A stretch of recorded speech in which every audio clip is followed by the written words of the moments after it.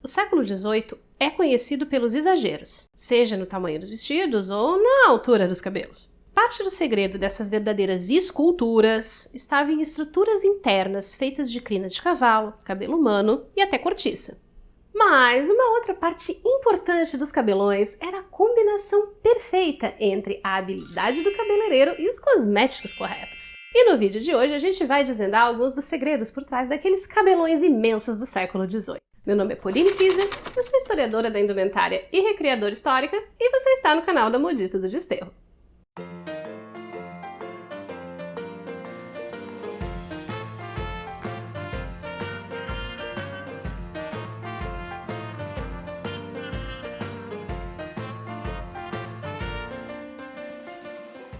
Olá, modistas! Tudo bem com vocês aí desse lado? O vídeo de hoje faz parte de uma série sobre cosméticos no século XVIII, em que a gente vai discutir um pouco das fontes, o que as pessoas faziam e como elas usavam, mas que também inclui eu, passando mais vergonha recriando makes históricas. E antes de começar, eu quero aproveitar para agradecer a todos os membros e os apoiadores aqui do canal, porque é através da contribuição deles que torna possível para mim realizar esse tipo de série e eventualmente canalizar o Breaking Bad que existe dentro de mim. E também quero aproveitar para convidar você a se tornar um modista oficial, aqui como membro no próprio sistema do YouTube ou lá no nosso site de apoio, que é o apoia.se/amodista-do-desterro. Mas vamos falar de cabelos no século XVIII. E de como os penteados de 1700 já eram considerados exagerados e eram zoados na sua própria época, em gravuras satíricas como essas que circulavam por grande parte da Europa. Durante o século XVIII, tanto os cabelos femininos quanto os masculinos tiveram variações de estilo. Isso inclui coisas como formato, comprimento, decorações e um assunto muito cabeludo. Eu não consigo evitar os trocadilhos ruins, por favor, não desistam de mim. Ao contrário do que os filmes fizeram a gente acreditar, as mulheres da corte não tinham o cabelo branco, muito menos usavam perucas. Perucas eram um negócio muito mais masculino do que feminino. O que as mulheres usavam muito era apliques, feitos do próprio cabelo recolhido depois de pentear ou comprados em lojas especializadas. E sim, gente, no século XVIII já existiam profissionais especializados em cuidar dos cabelos, sendo o mais famoso deles Leonard Wattier, que era o cabeleireiro pessoal da rainha Maria Antonieta. E esses profissionais também produziam acessórios e produtos específicos para cuidar do cabelo, coisas como plumas, joias, pós coloridos e eventualmente até ferramentas especializadas para dar aquele grau no cabelo. Como de costume, os estilos mais exagerados e luxuosos vinham da França, inspirados diretamente por aquilo que estava sendo usado em Versalhes. Nós começamos o século XVIII com homens e mulheres nobres usando cabelos bastante altos no topo da cabeça. No caso específico dos homens, era comum usar o cabelo solto com bastante volume, e os anos 80 pediram o permanente de volta. Mas esses penteados vão perdendo volume à medida em que chegamos na metade do século, com os estilos femininos voltando a crescer a partir de 1770, por influência dela, sempre dela, Maria Antonieta. No caso dos homens, a moda do cabelo solto e volumoso vai desaparecendo até 1730, quando os modelos com o rabo de cavalo preso com laço e aqueles rolinhos na lateral da cabeça, com ou sem o topete, acabam se impondo. Uma coisa que a gente nota olhando os retratos do período é que tanto homens quanto mulheres, independente da idade, parecem ter os cabelos meio grisalhos. E isso, na verdade, era um efeito do pó, um dos cosméticos essenciais para dar formato aos cabelos no século XVIII. A profissão de peruqueiro era muito bem estabelecida na França e se espalhou pela Europa durante os anos 1700.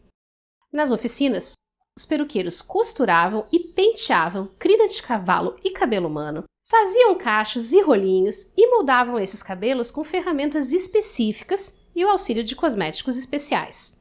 O ofício de cabeleireiro/barbeiro/peruqueiro era uma atividade econômica tão importante que foi descrita detalhadamente na Encyclopédie, que é a publicação mais importante da França no século XVIII.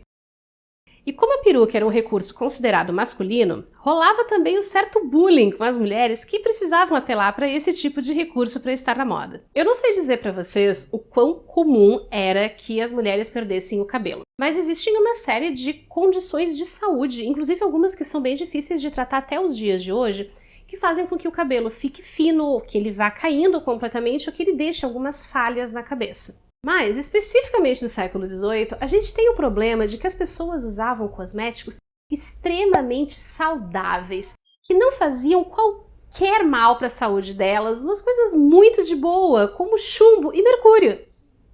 Mas se as perucas não eram consideradas algo feminino, como as mulheres faziam aqueles penteados então? Primeiro, deixando o cabelo crescer. Livros de receitas do período têm várias indicações de fórmulas para fazer o cabelo crescer mais rápido, ficar mais forte e mais grosso. E existem também registros da comercialização de apliques e extensões feitas sob medida.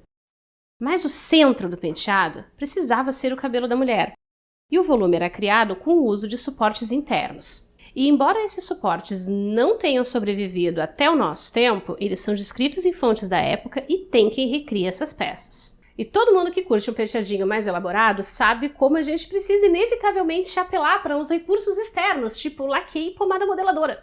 No século XVIII, o que se usava era uma coisinha chamada pomatum, no inglês e no francês, e de pomada mesmo em bom português. Mas também existem indícios de que as pessoas usassem óleos vegetais. O pomatum é o ancestral da pomada modeladora, e ele é basicamente um creme muito oleoso, que era aplicado nos fios no momento da montagem do penteado. A base do pomatum é gordura animal, às vezes misturada com alguma gordura vegetal e eventualmente um aromatizante. Uma outra substância usada com bastante frequência nessas receitas é uma coisa chamada espermacete, mas calma aí que não é o que você está pensando. O espermacete, ou cetila, é uma substância viscosa, encontrada na cabeça de algumas espécies de baleia, altamente suscetível a variações de temperatura e que ajuda a regular a subida e descida das baleias no oceano. No século XVIII, o espermacete era usado não só em cosméticos, mas também na fabricação de velas, por exemplo, principalmente porque ele é uma substância que quando queimada não tem cheiro, ao contrário de algumas ceras que eram usadas para velas. Mas no século XVIII, o espermacete já era um produto muito caro. Então é comum a gente encontrar nos livros de receitas indicações de substituições para o espermacete. Mas eu vou falar especificamente sobre substituições, inclusive possíveis substituições veganas, quando eu for especificamente para os vídeos das receitas, tá? Depois que o cabelo estava bem empapado de pomada, era hora de aplicar o pó. Se esse pó for aplicado diretamente sobre o cabelo, ele resseca demais, porque a oleosidade natural dos fios não é o suficiente para segurar o pó no cabelo.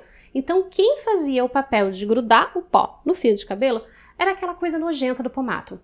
Também era comum que os pós fossem coloridos com o uso de pigmentos minerais e vegetais, além de serem perfumados tanto com ervas aromáticas quanto com ervas medicinais. Porque piolhos e outras criaturinhas nojentas eram uma preocupação real no século XVIII. E a prova disso é que mesmo livros que eram best-sellers da época, como The Toilette of Flora, trazem várias receitas para se livrar de pulgas, carrapatos, piolhos e percevejos.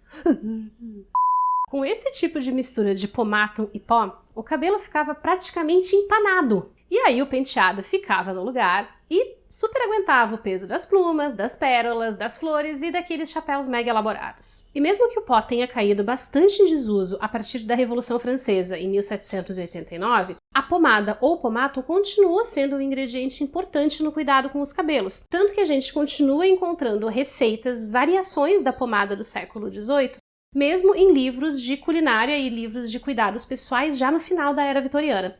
Nos próximos vídeos, nós vamos testar algumas receitas de cosméticos do século XVIII, dentre elas uma receita portuguesa original de 1715, a minha cabeleireira que lute. Então, se você curtiu esse conteúdo, já aproveita para deixar o seu like, se inscrever aqui no canal, ativar as notificações e conferir esses outros conteúdos que eu separei para você com todo carinho.